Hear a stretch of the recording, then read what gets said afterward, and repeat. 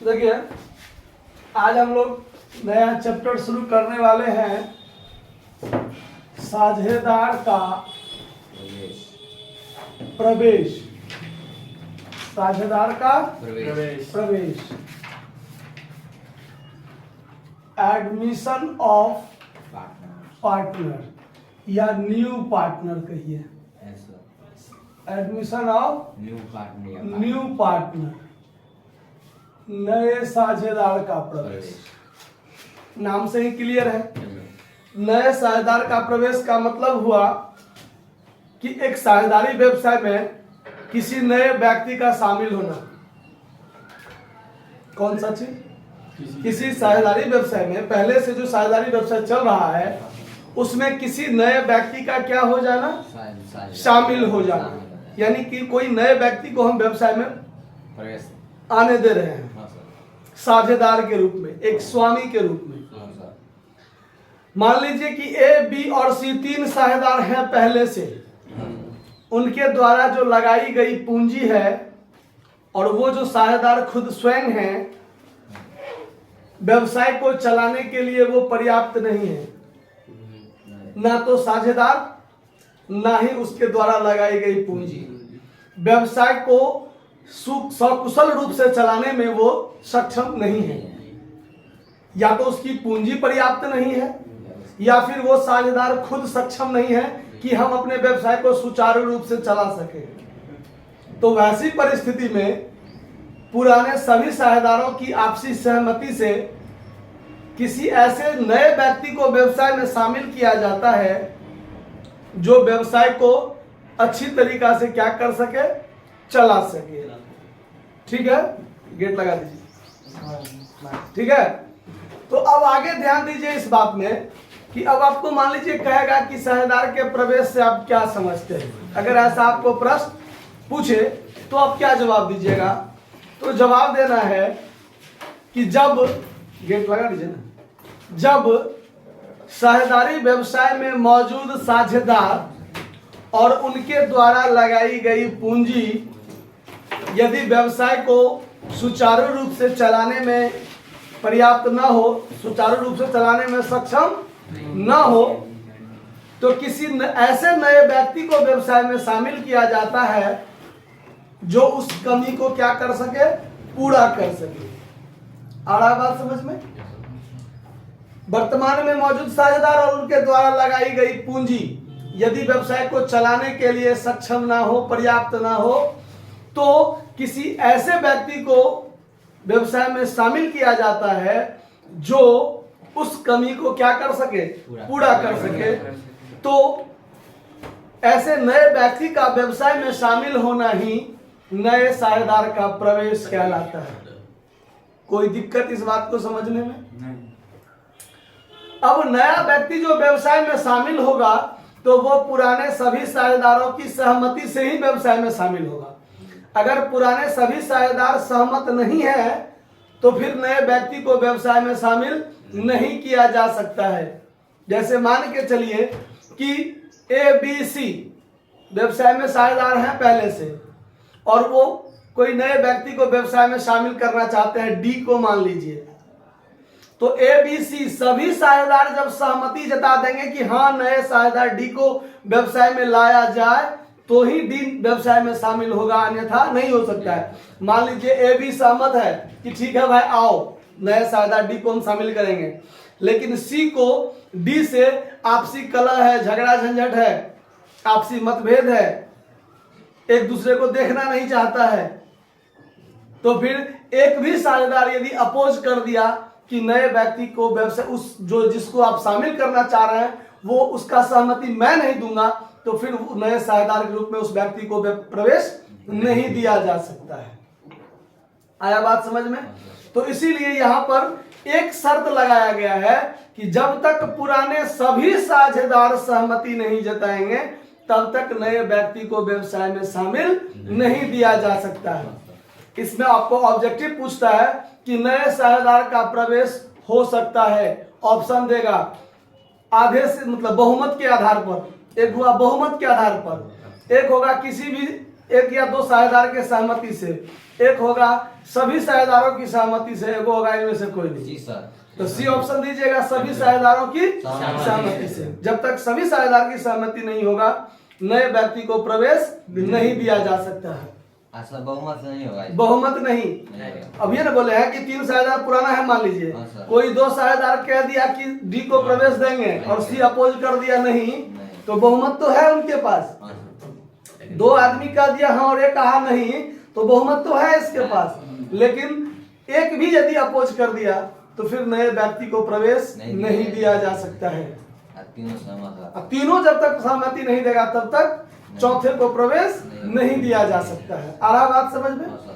अब अगला टॉपिक आता है, मान लीजिए ये सब आपका प्रश्न है। एक प्रश्न का जवाब दिया मैंने अभी कि साझेदार का प्रवेश से आप क्या समझते हैं, हुआ ना? अब अगला, किस परिस्थिति में नए साझेदार का प्रवेश होता है? नए साझेदार का प्रवेश होता है। मान लीजिए ये प्रश्न है आपका, तो किस परिस्थिति में नए साझेदार का प्रवेश होगा? तो ध्यान दिया जाए, जब वर्तमान साझेदारों के द्वारा लगाया गया जो पूंजी है वो पूंजी पर्याप्त न हो। एबीसी है मान लीजिए साझेदार, 1 लाख 2 लाख 3 लाख लगा के व्यवसाय शुरू किया है, तो 6 लाख हुआ ना व्यवसाय में। लेकिन व्यवसाय में 2 लाख की और जरूरत है, तो 2 लाख हम किसी बाहरी आदमी से कर्ज लेंगे ना। लेकिन हम चाहते हैं कि भाई कर्ज नहीं लें, किसी चौथे व्यक्ति को, ऐसे व्यक्ति को व्यवसाय में शामिल कर दें जो 2 लाख रुपया पूंजी लेकर के हमारे व्यवसाय में आ सके साझेदार के रूप में। तो डी कहा कि ठीक है मैं 2 लाख रुपया दूंगा पूंजी के रूप में, मुझे शामिल कर लो। एबीसी तीनों सहमत हो गया कि हाँ ठीक है आओ, डी को व्यवसाय में प्रवेश ले लेगा तीनों आदमी मिलके। तो जब वर्तमान साझेदारों के द्वारा लगाई गई पूंजी व्यवसाय को चलाने के लिए पर्याप्त न हो तो किसी नए व्यक्ति को व्यवसाय में शामिल दिया जाता है। पहला टॉपिक समझ में आया? जब साझेदार किसी योग्य व्यक्ति को व्यवसाय में शामिल करना चाहते हो, अब यहाँ योग्य का मतलब हुआ एबीसी मान लीजिए साझेदार है, ज्यादा पढ़ा लिखा नहीं है, कोई प्रोफेशनल कोर्स नहीं किया है, वो चाहता है कि कोई ऐसा एमबीए किया हुआ जिसको बिजनेस के बारे में पूरा डीप नॉलेज हो, किसी ऐसे व्यक्ति को व्यवसाय में शामिल किया जाए जो हमारे व्यवसाय को बेहतरीन तरीका से चला सके। तो डी उधर से आया, भाई मैं एमबीए कोर्स किया हुआ हूं, मुझे बिजनेस का बहुत बड़ा नॉलेज है, तो डी को व्यवसाय में शामिल कर लिया एबीसी तीनों मिलके। ठीक है तुम पूंजी नहीं देना, ऐसा हमने आपको पहला चैप्टर में ही बताया था कि साझेदारों के द्वारा पूंजी देना अनिवार्य नहीं है, वो चाहे तो शारीरिक अथवा मानसिक सेवा। तो डी मान लीजिए आया योग्य व्यक्ति के रूप में। डी किस रूप में आया? योग्य व्यक्ति के रूप में आया कि मुझे पूरा योग्यता प्राप्त है, मैं आपके व्यवसाय को बेहतरीन चला सकता हूं, मुझे साझेदार के रूप में आप क्या कर लीजिए, व्यवसाय में शामिल कर लीजिए। और पुराने सभी साझेदारों ने इस बातों को सहमति दे दी, तो डी को व्यवसाय में शामिल कर लिया जाएगा किसी योग्य व्यक्ति के रूप में। आया बात समझ में? कोई दिक्कत? तीसरा, किसी सुविख्यात व्यक्ति की आवश्यकता हो।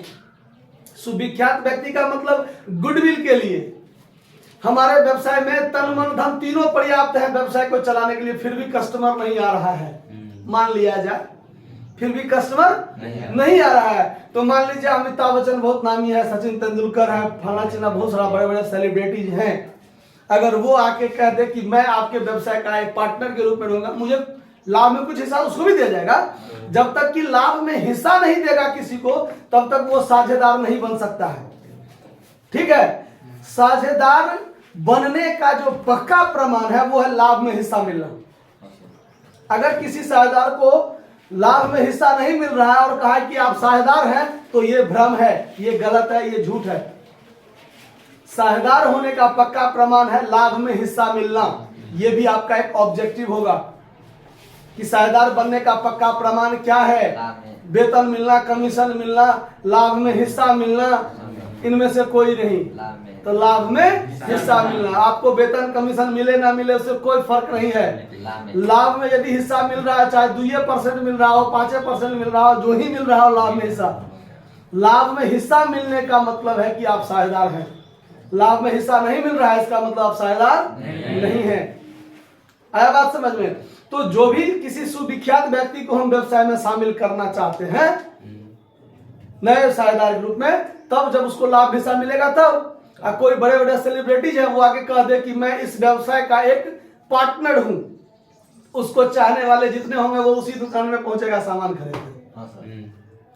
है कि नहीं है? तो किसी सुविख्यात व्यक्ति की जब आवश्यकता हो साझेदार के रूप में, तो फिर ऐसे नामी गामी किसी व्यक्ति को, किसी प्रतिष्ठित व्यक्ति को व्यवसाय में शामिल किया जाता है। तो ये भी एक परिस्थिति हुआ नए साझेदार के प्रवेश होने का। बात पर ध्यान दिया जाए। हम आपको देखते हैं और आप हमको देखिए, जब तक नजर में नजर नहीं मिलेगा। हाँ सही बात है। तो यहाँ का मतलब क्या है? नजर में नजर मिलने का मतलब क्या है कि मैं जो आपको समझा रहा हूँ वो आप समझ रहे हैं, नहीं तो हमको लगेगा कि आपका ध्यान कहाँ भटक रहा है, हम भी डिस्टर्ब होंगे। ध्यान दीजिए, यही किस्सा है बहुत मेन चीज। ये नहीं समझ में आया तो कुछ नहीं समझ में आया। आगे ध्यान दीजिए।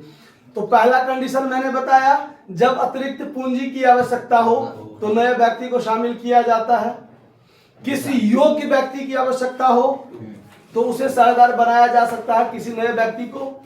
जबकि गुडविल के लिए किसी सुविख्यात व्यक्ति की आवश्यकता हो तो किसी नामी गामी व्यक्ति को व्यवसाय में शामिल किया जा सकता है। ठीक है। चौथा, जबकि कोई लेनदार, किसी लेनदार को भी साझेदार के रूप में स्वीकृति मिल सकता है। कैसे? ध्यान दीजिए। मान लीजिए हमारे व्यवसाय में कोई ऐसा क्रेडिटर है जिसका कर्जा बहुत ज्यादा हो गया है, कर्जा बहुत ज्यादा हो गया है, उसको ब्याज भी देना पड़ रहा है और आज न कल उसको कर्जा भी देना पड़ेगा रिटर्न। तो मैंने उस लेनदार के पास अपना एक प्रस्ताव रखा कि आप हमारे व्यवसाय के तो एक भागीदारी है, आपका एक भागीदारी है, मतलब लायबिलिटीज के रूप में ही सही, लेकिन आप हमारे व्यवसाय के तो अंग हैं। तो आप लेनदार के रूप में ना रह के हम चाहते हैं कि आप हमारे व्यवसाय के एक पार्टनर बन जाए और आपने जो पूंजी, आपने जो कर्जा दिया है हमको, वो कर्जा आप हमारे व्यवसाय का एक पूंजी के रूप में बदल जाए। तो फिर ऐसे परिस्थिति में उस लेनदार को साझेदार के रूप में परिवर्तित किया जा सकता है। आया बात समझ में? ये एबीसी साझेदार है। मान लीजिए मैं, आदित्य और अभिषेक 3 आदमी साझेदार हैं। ठीक है। करण से या सोनू नाम है ना, हाँ, सोनू से 5 लाख रुपया मैंने कर्जा ले रखा था व्यवसाय में। तो सोनू को तो ब्याज भी दे रहे हैं हर साल और आज न कल उसका लायबिलिटीज भी 5 लाख देना पड़ेगा। हमारे व्यवसाय का स्थिति मान लीजिए थोड़ा अभी डाउन चल रहा है, हमारे दिमाग में लायबिलिटीज का एक प्रेशर है कर्जा का। तो मैंने सोनू के पास एक प्रस्ताव रखा कि आप तो हमारे एक भागीदारी हैं ही, तो आप क्या कीजिए, आप जो भी लेनदार के रूप में है ना, वो लेनदार के रूप में नहीं होकर के आज के बाद आप स्वामी के रूप में रह जाइए हमारे व्यवसाय में, और चारों आदमी मिलके हम लोग पार्टनरशिप हो गया मेरा। तो इनको हम साझेदार के रूप में क्या करेंगे, परिवर्तन कर लेंगे। तो ये पहले लायबिलिटीज का रूप में था, अब ये पार्टनर के रूप में हो जाएंगे। पहले 3 साझेदार थे, अब 4 पार्टनर हो जाएंगे। तो नया साझेदार शामिल हुआ ना, हमारी एक आवश्यकता को पूरा किया ना कि आज के बाद लायबिलिटीज मेरा कम हो जाएगा, हमारा पूंजी बढ़ जाएगा उतना से। अभी मेरा व्यवसाय का स्थिति डाउन है, कल ग्रेड में हमारा व्यवसाय का स्तर जो है वो बढ़ जाएगा, हमारा व्यवसाय तरक्की करने लगेगा। तो जितना इसको ब्याज मिल रहा है, हो सकता है कल उस ब्याज से ज्यादा इनको लाभ में हिस्सा मिलने लगे, हो सकता है ऐसा। आया बात समझ में? तो फिर ऐसे परिस्थिति में नए साझेदार के रूप में एक लेनदार को भी परिवर्तन किया जा सकता है। आया बात समझ में? किसी कर्मचारी को, बात पर ध्यान दीजिए, किसी कर्मचारी को विशेष परिस्थिति में भी साझेदार में परिवर्तन किया जा सकता है। कहिएगा कैसे सर? मान लीजिए हम तीनों के व्यवसाय में करण को हम मैनेजर के रूप में रखे थे, व्यवसाय में मैनेजर के रूप में रखे थे। इनका सैलरी 20,000 रुपया महीना है। हमने इनको 1.5 साल से सैलरी नहीं दिया, मान के चलते हैं। तो 1.5 साल का मतलब हो गया 18 महीना। 18 महीना का सैलरी हो गया इनका 3,60,000 हो गया ना। हमने इनको क्या कहा, देखिए हमारा अभी सैलरी देने की स्थिति में हम अभी नहीं है, आप हमारे व्यवसाय में एक कर्मचारी के रूप में थे, आज के बाद हम आपको अपने व्यवसाय का एक पार्टनर बना लेते हैं। 3,60,000 जो आपका सैलरी है वो आपके पूंजी में परिवर्तन हो जाएगा। आ रहा है बात समझ में? तो हम इनको क्या किए, साझेदार के रूप में क्या कर लिए, परिवर्तन कर लिए। पहले 3 पार्टनर थे, अब 4 हो जाएंगे। तो साझेदार बनने का मतलब होता है कि आज के बाद आप उस व्यवसाय में जितना भी संपत्ति है, हर संपत्ति में आपका अधिकार बन जाता है। बात पर ध्यान दीजिए, अभी तक आपका सिर्फ 3,60,000 का अधिकार था सैलरी के रूप में, मान लीजिए जो मैनेजर को रखे थे उसको। हमारे व्यवसाय में मान लीजिए 20-25 लाख का संपत्ति है, आपको जब हम साझेदार के रूप में बना लिए तो अब आपका 3,60,000 जो आपका सैलरी के रूप में था पूंजी के रूप में हो गया। तो अब आपका जो है वो सारे संपत्ति में आपको अधिकार हो गया, आपको संपत्ति में हिस्सा लेने का आपका अधिकार हो गया। कल के डेट में जब व्यवसाय टूटेगा तो उसका जितना का मूल्यांकन होगा उसमें आपका जितना हिस्सा बनेगा उतना आपको मिलेगा। तो साझेदार बनने का मतलब होता है कि आपको उस व्यवसाय में हर चीज में हिस्सेदारी हो जाता है। आप उसके पूंजी में, संपत्ति में, सब कुछ में आप काम धाम करने में, हर चीज में आपका एक हिस्सेदारी बन जाता है, आपका अधिकार बन जाता है। आ रहा है बात समझ में? कोई दिक्कत?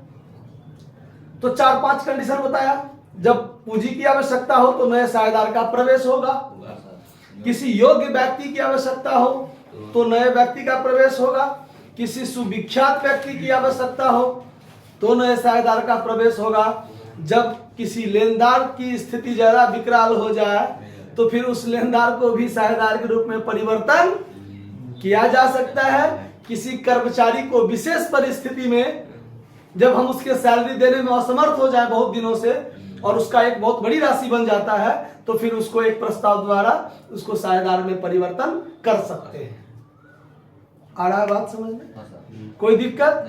चलिए अब आगे बात आता है कि जब साझेदार का प्रवेश होता है, जब साझेदार का प्रवेश होता है, प्रवेश पर किस किस चीजों का समायोजन होता है, किस किस चीजों का समायोजन होता है, यानी कौन कौन सी चीजों की गणना करने की जरूरत होती है, कैलकुलेशन करने की जरूरत होती है।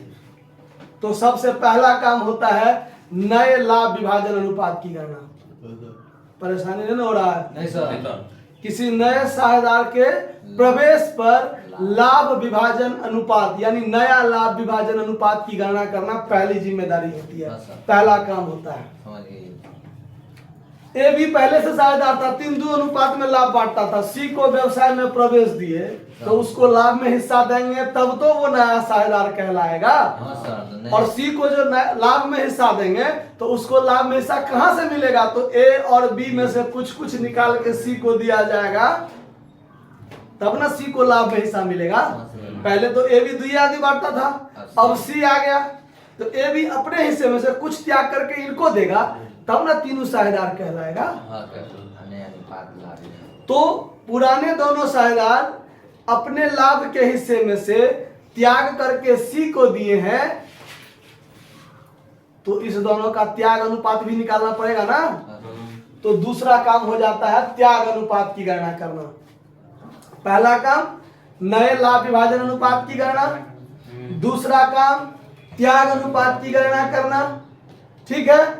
तीसरा काम ख्याति का समायोजन करना, ख्याति का समायोजन करना। ये इस पर एक टॉपिक भी बनेगा, हर बात पर एक टॉपिक बनेगा।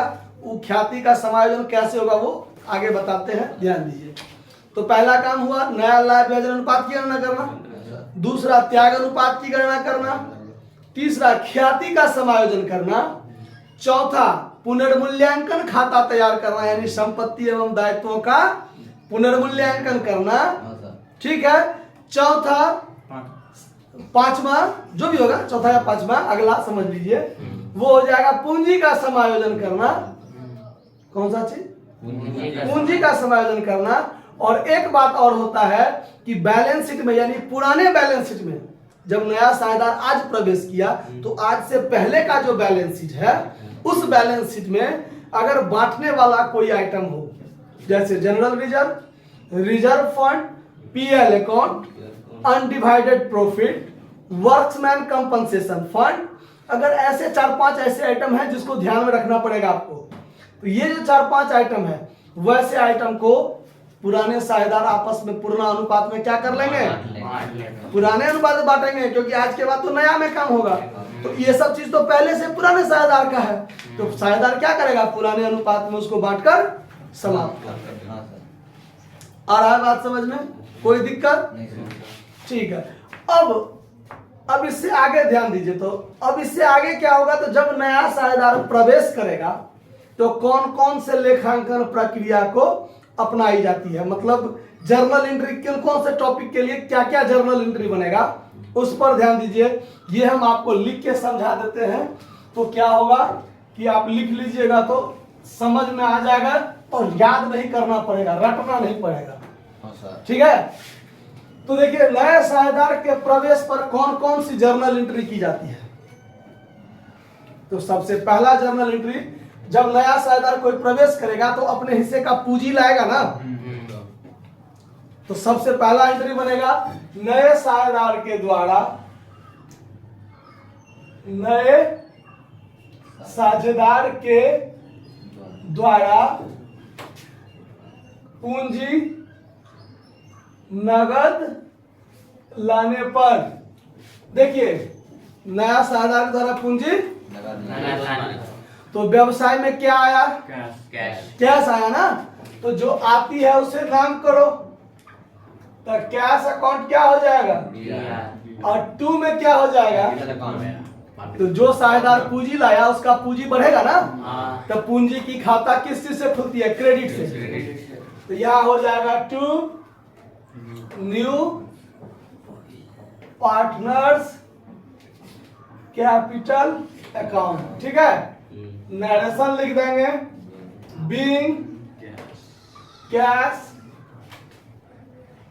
Brought by new partner as capital. समझ में आया बात? दूसरा एंट्री क्या बनेगा, तो नए साझेदार के द्वारा, नए साझेदार के द्वारा ख्याति नगद लाने पर। अब इस पर ज्यादा ध्यान दीजिए, ये बात मेन बात है इसमें। जब नया साझेदार प्रवेश करता है तो उसको अपने हिस्से का पूंजी भी लाना होता है और ख्याति भी लाना होता है। इस बात का चर्चा हमने आपको 2-3 दिन पहले किया था, पिछले चैप्टर के सवाल बताने के क्रम में, 22 नंबर सवाल बताने के क्रम में किया था, शायद 21 या 22 में बताए थे कि जब कोई नया साझेदार प्रवेश करता है तो आज के डेट में ध्यान दीजिए, आज के डेट में अगर कोई नया साझेदार को हम प्रवेश कर रहे हैं तो आज से उसको लाभ में हिस्सा मिलना शुरू हो जाएगा ना। आज के बाद जितना भी लाभ होगा उसमें उसको हिस्सा मिलना क्या हो जाएगा, शुरू हो जाएगा। लेकिन इस व्यवसाय में आज से पहले कई वर्षों से व्यवसाय चलता आ रहा है और उस व्यवसाय को पुराने साझेदार अपने लगन मेहनत से व्यवसाय को बढ़ाया है, आगे स्तर तक, ऊपर स्तर तक ले गया, तब ना आज ज्यादा लाभ हो रहा है। और आज से नए साझेदार को लाभ में हिस्सा मिलना क्या हो जाएगा, शुरू हो जाएगा। तो पुराने साझेदार अपने हिस्से में से कुछ कुछ त्याग करके दिए हैं सी को, यानी नए साझेदार को, तब ना उसको मिल रहा है। तो पुराने साझेदार को अपने पुराने लाभ विभाजन हिस्सा जो था उसका, उसमें तो कमी आया, तो जिस अनुपात में वो कमी आया वही तो त्याग अनुपात है ना। तो आज से उसको लाभ हिस्सा कम मिलेगा, यानी उसके एकाएक कमी हो रहा है ना।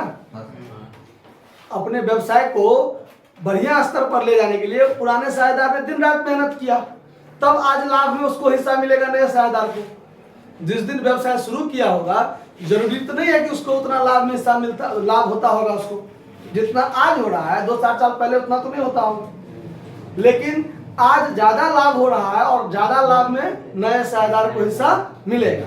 तो नया साझेदार को अपने व्यवसाय को स्थापित करने में कोई मेहनत तो नहीं करना पड़ा, लेकिन आज उसको लाभ में हिस्सा मिल रहा है। तो पुराने साझेदार के लाभ के हिस्से में जो कमी होता है, जिसे हम लोग त्याग अनुपात कहते हैं, तो उसके लाभ में जो एकाएक कमी होता है, उसी एकाएक कमी को भरपाई करने के लिए नए साझेदार के द्वारा पूंजी के अतिरिक्त ख्याति के रूप में नगद लाना पड़ता है। ख्याति के रूप में नगद लाना पड़ता है, और उस जो ख्याति की राशि जो होता है नगद में, वो पुराने साझेदार आपस में बांट लेते हैं, और वो पुराने साझेदार त्याग अनुपात में बांटते हैं। जिस अनुपात में वो त्याग करते हैं ना नए साझेदार के लिए, और नए साझेदार के द्वारा लाई गई ख्याति को पुराने साझेदार उसी त्याग अनुपात में बांटते हैं, जिस अनुपात में उन्होंने त्याग किया है। क्योंकि जिस अनुपात में उसको कमी हुआ है, उसी कमी को भरपाई करने के लिए तो ख्याति लाया गया। तो उस नए साझेदार के द्वारा जो लाई गई ख्याति है, उसको पुराने साझेदार क्या करेगा? त्याग अनुपात में बांटेगा। किस अनुपात में? त्याग अनुपात। और ये ख्याति एक तरह के गिफ्ट के रूप में हुआ, समझ लीजिए बात। किसके रूप में? मतलब हमने त्याग करके आपको दिया आज के बाद, तो उस त्याग के भरपाई के लिए आप ख्याति की राशि अलग से ला कर दीजिएगा हमको। क्यों? क्योंकि हमने दिन रात मेहनत करके व्यवसाय को इस स्तर पर पहुंचाया ना, तो वो ख्याति की राशि वो हमको देगा, नगद लाकर देगा। अगर नगद नहीं लाकर देता है तो पूंजी लाते हो ना, उस पूंजी में जो तुम्हारा हिस्सा होगा वो कट जाएगा, लेकिन उतना हमको चाहिए। तो नया साझेदार ख्याति नगद लाए या न लाए, लेकिन उसको ख्याति लाना है। आप नगद लाए तो रुपया में आया, अगर आप नगद नहीं लाए तो आप पूंजी लाए हैं ना, उस पूंजी में से ख्याति की राशि में जितना आपका हिस्सा होगा उतना आपका कट जाएगा। मान लीजिए कि हम नए साझेदार को 1/5 हिस्सा के लिए प्रवेश देते हैं। फर्म के ख्याति का मूल्यांकन 1 लाख है मान लीजिए, तो 1 लाख का 1/5 हिस्सा 20,000 तो आपको लाना है नया साझेदार को। और नया साझेदार क्या कहता है कि भाई हम जो है सो मात्र 1.5 लाख मानकर चलिए, 1.5 लाख रुपया हम पूंजी के लिए लाएंगे, लेकिन ख्याति के लिए हम नहीं लाएंगे। जबकि उसको 1.5 लाख पूंजी के लिए लाया, तो 20,000 आपको ख्याति के लिए भी लाना पड़ेगा, तो आपको 1,70,000 लाना पड़ेगा। 1.5 लाख तो आप पूंजी के लिए लाए, और ख्याति के लिए भी तो 20,000 आपका है, वो 20,000 आप ख्याति के लिए लाइए। तो ठीक है, आपने दोनों चीज लाया। लेकिन यदि आप सिर्फ 1.5 लाख पूंजी के लिए दे रहे हैं और ख्याति के लिए 20,000 आप नहीं दे रहे हैं, तो आपका 1.5 लाख पूंजी है ना, उस 1.5 लाख में से 20,000 आपका कट जाएगा ख्याति के लिए। आपका पूंजी 1,30,000 रहेगा। उसी हिसाब से लाभ है, उसी हिसाब से आपका तब काम होगा। आया बात समझ में? तो आप पूंजी नगद लाए ना लाए, लेकिन आपको ख्याति नगद लाना है। बात पर ध्यान दीजिए। पूंजी आप लाए ना लाए, लेकिन ख्याति आपको लाना है। अगर आप ख्याति नहीं ला रहे हैं, पूंजी ला रहे हैं, तो ख्याति की राशि आपके पूंजी में से कट जाएगा, लेकिन ख्याति तो आपको देना है। आया बात समझ में? तो अगर नया साझेदार ख्याति की राशि नगद लाता है, तो उसके लिए क्या बनता है एंट्री? तो कैश आएगा, तो कैश अकाउंट और 2 उस ख्याति की राशि जो नगद में लाता है प्रवेश के समय, उसको प्रीमियम कहा जाता है। क्या कहा जाता है? यहां भी आपको एक ऑब्जेक्टिव पूछेगा, ख्याति को डैश भी कहा जाता है, प्रीमियम या अधिमूल्य हिंदी में कहा जाता है। ठीक है, अब नरेशन हो जाएगा इसका। Being cash brought by new partner as premium. समझ में आएगा? अब ये जो ख्याति नया साझेदार लाता है नगद में, इसको कौन बांटता है? पुराने साझेदार। कौन बांटता है? पुराने साझेदार। किस अनुपात में? त्याग अनुपात में। अब ये बताया है ना कि नए साझेदार के द्वारा लाई गई ख्याति को कौन बांटता है? पुराने साझेदार। किस अनुपात में? यहाँ भी आपका 2 ऑब्जेक्टिव बना इस चैप्टर से। नए साझेदार के द्वारा लाई गई ख्याति को डैश भी कहा जाता है, तो प्रीमियम एक हो गया। नए साझेदार के द्वारा लाई गई ख्याति को बांटते हैं कौन साझेदार? पुराने साझेदार। ऑप्शन में रहेगा पुराने साझेदार। नए साझेदार के द्वारा लाई गई ख्याति को पुराने साझेदार किस अनुपात में बांटते हैं? नया अनुपात, पुराना अनुपात, त्याग अनुपात, इनमें से कोई नहीं। ऐसा दे सकता है? तो क्या कहिएगा? त्याग अनुपात। तो ये ऑप्शन, यहाँ तीसरा एंट्री क्या बनेगा देखिए, नए साझेदार के द्वारा लाई गई ख्याति को पुराने साझेदार त्याग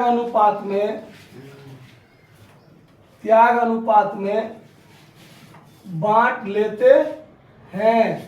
इसके लिए क्या एंट्री बनेगा, इसके लिए क्या एंट्री बनेगा,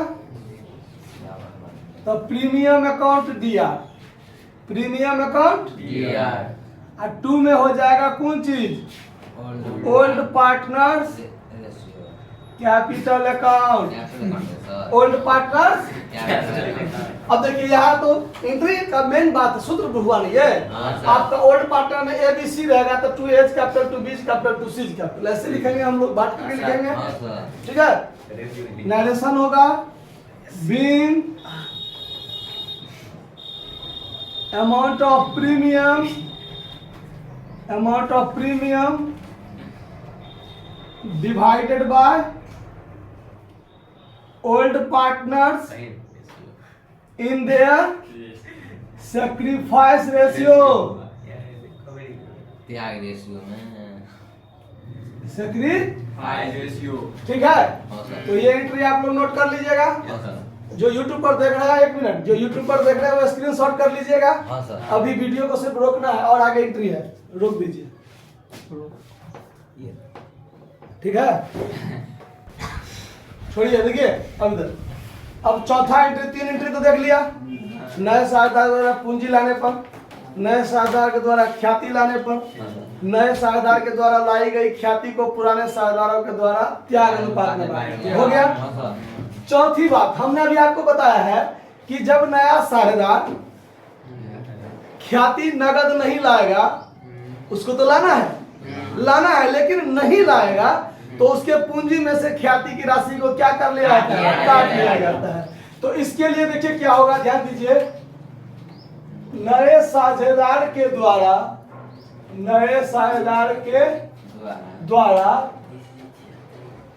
ख्याति नगद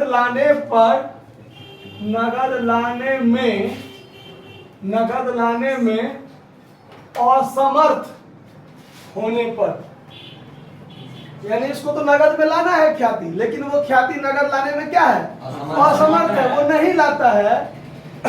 तो क्या करेंगे, तो नए साझेदार का पूंजी क्या करेंगे, घटा देंगे, घटा दीजिए।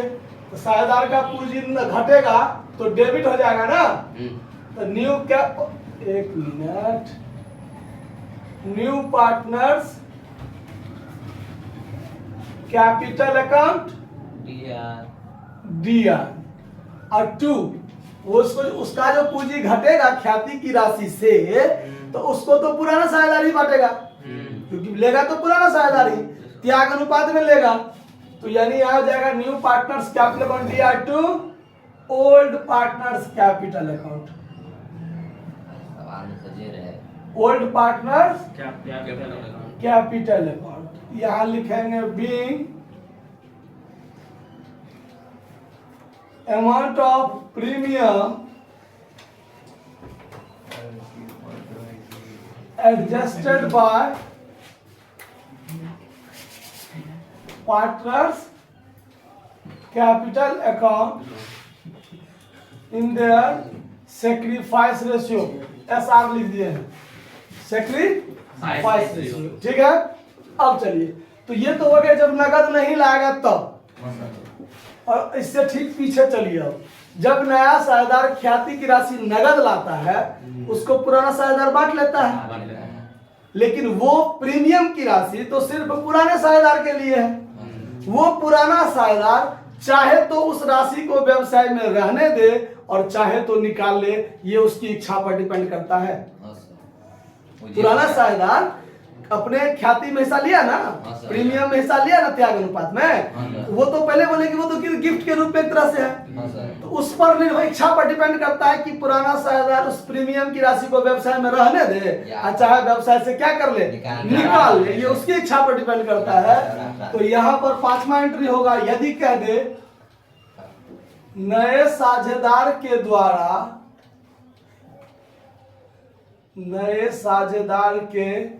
द्वारा लाई गई प्रीमियम को पुराने साझेदार के द्वारा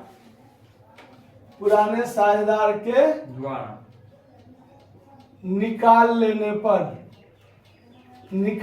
पर नया साझेदार प्रीमियम लाया, पुराना साझेदार आपस में बांटा। अब पुराना साझेदार की इच्छा पर डिपेंड है कि उस ख्याति की राशि को क्या करे, या तो निकाल ले या व्यवसाय में रहने दे। अगर निकाल लेगा तो क्या एंट्री बनेगा, अगर नहीं निकालता है तब तो हो गया बात, बटा गया, रह गया। अगर निकाल लेने के लिए कहेगा तब यहां बनेगा old partners capital account DR, old partners capital account 2 में हो जाएगा कैश अकाउंट। व्यवसाय से रुपया निकल गया ना, हाँ सर, पैसा चला गया। आप तीसरा एंट्री में ध्यान दीजिएगा। तीसरा एंट्री जो है, पुराना साझेदार ख्याति की राशि को बांटा, तो premium account DR 2 old partner किए ना, ओल्ड पार्टनर का पूंजी बढ़ा ना, अब वो निकाल लेगा, मान लीजिए तो निकाल लेगा तो फिर उसका पूंजी घटेगा, तो old partners capital account DR हो जाएगा। और 2 में क्या होगा, रुपया निकला व्यवसाय से, तो 2 कैश अकाउंट। नरेशन लिख दीजिएगा, being amount of premium withdrawn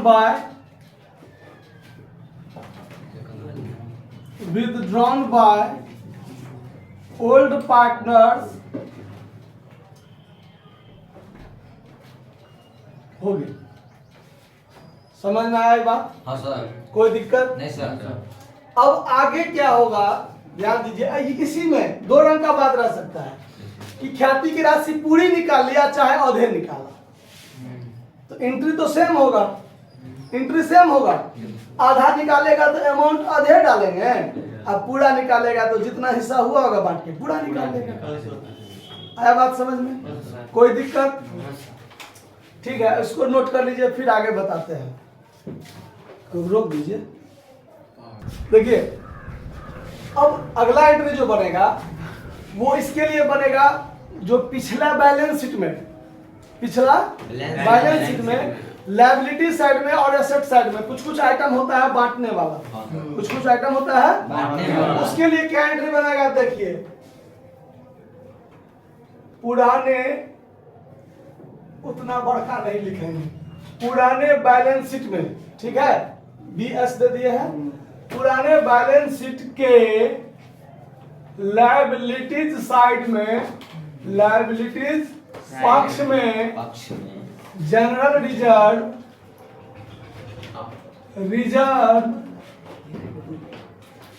reserve fund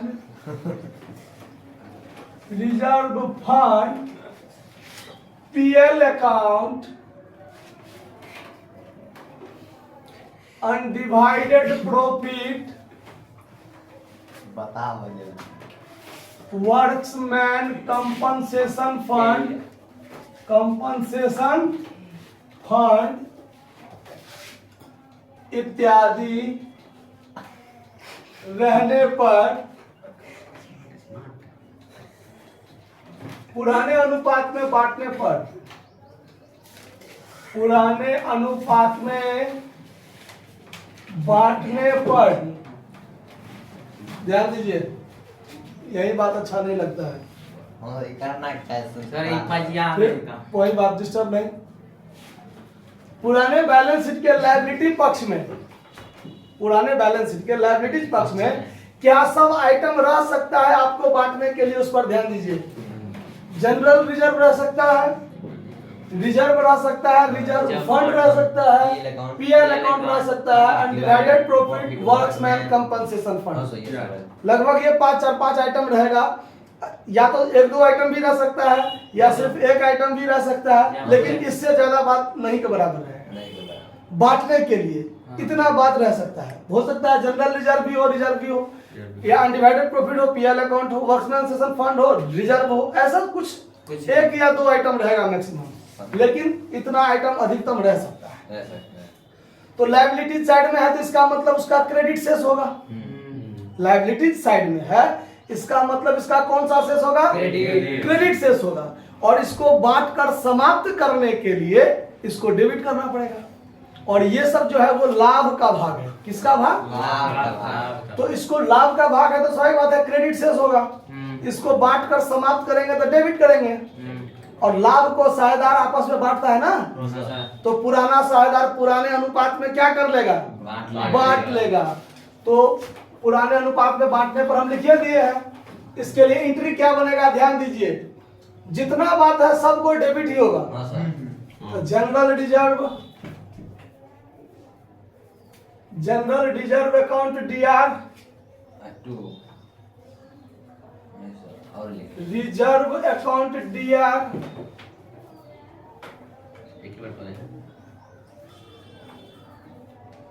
reserve fund account D R,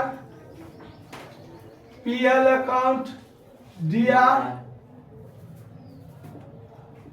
undivided profit account DR, workmen, shortcut में थोड़ा लिख देते हैं, workmen compensation fund account D R. अगर एक को है तो आप एक को डीआर दीजिए, दो को है तो दोनों डीआर दीजिए, कोई दिक्कत नहीं है। To old partners capital account, to old partners capital account. अब देखिए अगर जनरल रिजर्व ठो है तो general reserve account DR, to old partners capital account बनाइएगा। रिजर्व फंड है तो reserve fund account DR, to partners capital account बनाइएगा। वर्क्समैन कंपनसेशन फंड है तो workmen compensation fund account DR, to old partners capital account बनाइएगा। अभी पांचों के लिए पांच को जर्नल एंट्री हम नहीं बनाए, एक को बना दिए, ठीक है। अगर जो भी बात रहेगा उसको डीआर कीजिए और टू में ओल्ड पार्टनर्स कैपिटल अकाउंट पुराने अनुपात में खत्म बांट दीजिए। नरेशन लिखिएगा, बीइंग, जो चीज है वो चीज लिख दीजिएगा यहाँ पर, जो चीज है वहां लिख दीजिएगा, यहां लिख दीजिएगा divided by old partners in their old ratio, in their old ratio. समझ में आया बात? जनरल रिजर्व रहेगा तो being general reserve divided by old partners in their old ratio. PL account रहेगा तो being PL account divided by old partners in their old ratio. ऐसे आप लिख दीजिएगा, ठीक है। ठीक है, फिर अगला एंट्री 7 नंबर होगा, रोक दीजिए। बैलेंस शीट के लायबिलिटी साइड में था तो क्या था वो देख लिए। यही बैलेंस शीट के एसेट्स साइड में भी कुछ आइटम रह सकता है आपको बांटने के लिए, ठीक है।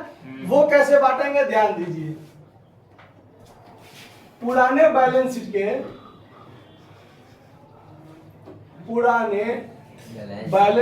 के एसेट्स भाग में यानी एसेट्स पक्ष में क्या सब रह सकता है उस पर ध्यान दीजिए। गुडविल, बैलेंस शीट के एसेट्स भाग में यदि गुडविल हो, पीएल अकाउंट हो सकता है। पीएल अकाउंट का डेबिट शेष होता है तो वो एसेट साइड में ही लिखाता है, ठीक है। हाँ, कोई भी प्रीलिमिनरी एक्सपेंस यानी जो फिक्टिटियस एसेट्स के रूप में होता है, कृत्रिम संपत्ति के रूप में बैलेंस शीट के एसेट साइड में हो सकता है, तो वो ये से इससे ज्यादा आइटम नहीं, आपको यही दो ही आइटम रह सकता है, आपको ये सब नहीं के बराबर रहता है। तो पुराने बैलेंस शीट के एसेट्स पक्ष में गुडविल और पीएल अकाउंट या कोई भी प्रीलिमिनरी एक्सपेंस हो तो उसको पुराना साझेदार पुराने अनुपात में बांट लेते हैं। रहने पर पुराने साझेदार पुराने अनुपात में